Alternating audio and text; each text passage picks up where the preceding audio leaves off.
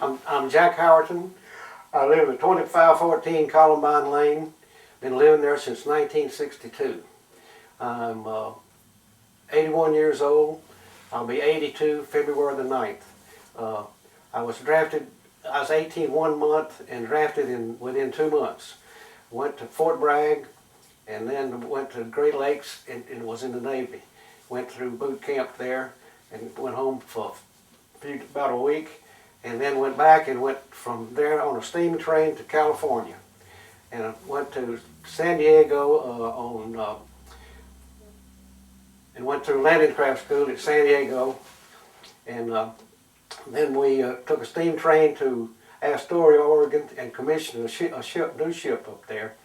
And then we had shakedown cruises, and then we went later to Hawaii, and then we went from there, went back to the United States, loaded troops, and was in the invasion of Okinawa.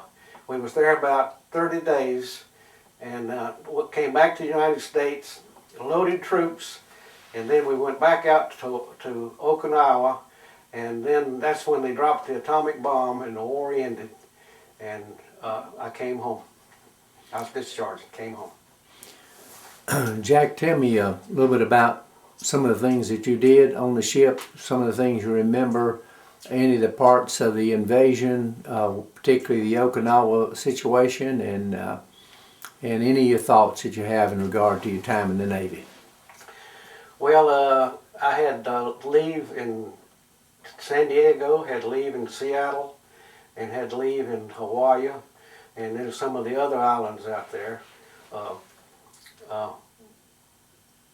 I stood a steering watch on the transport for several months, and then we hit Okinawa with landing craft boats, and then we left our boats there and went back to the United States and loaded troops, and then went back out to sea and went to Okinawa, and then they dropped the atomic bomb and the war ended.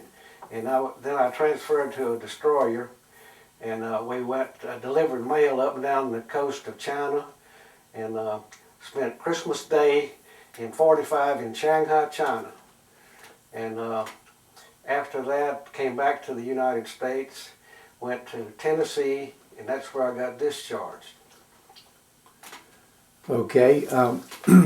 Now, you say your military specialty was in landing craft, so you were actually in landing craft that were there in the Battle of Okinawa. Right. Mm-hmm.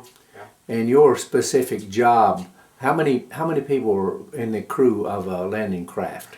In my boat, there was just 3. We had a mechanic, and then we had a coxswain, and then I steered the boat, and then we landed troops in that boat. It was a tank lighter, but we never did land any tanks. But we spent a lot of time in San Diego. We spent a lot of time in San Francisco. Spent a lot of time in Seattle, and the rest of the time we was at sea. We hit Honolulu, Hawaii about 4 or 5 times, and so you had really an interesting career in the Navy. What kind of things did you take from your experiences that you brought to civilian life? I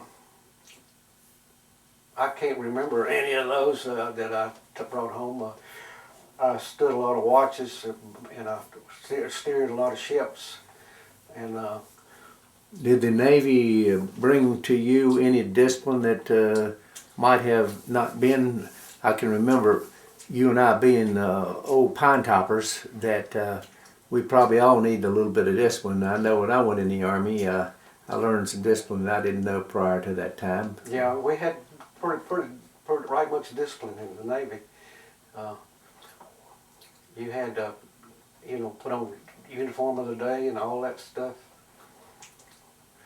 You learned many things. Did you actually have any time to experience with the natives in any of the islands? Well, at Okinawa, they had suicide planes coming in and hit ship, And we took one of the landing craft boats, and we had things that made smoke, and we ran around down there and put smoke around all the ships it was anchored in the harbor, so that the Japanese couldn't see it with their suicide planes. Very important task. Anything else you want to add to the interview here? I really can't think of anything else right now.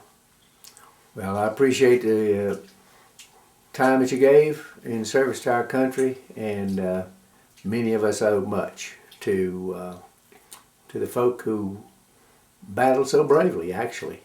And we appreciate what you did, and I know you must have been a happy man when that last bomb was dropped and the war ended.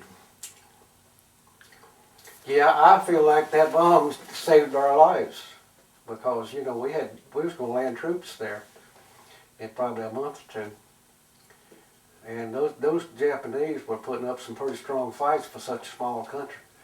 And so you actually said then, and you felt definitely that last crew of soldiers, you were really headed probably for Japan had the war not ended. Yeah.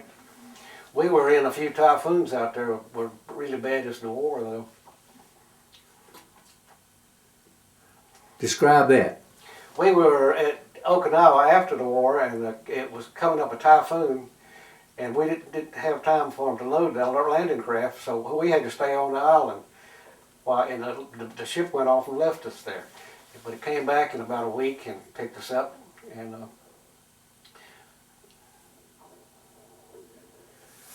I remember some rough stuff. I remember my time in the service. But Jack, thank you very much. okay.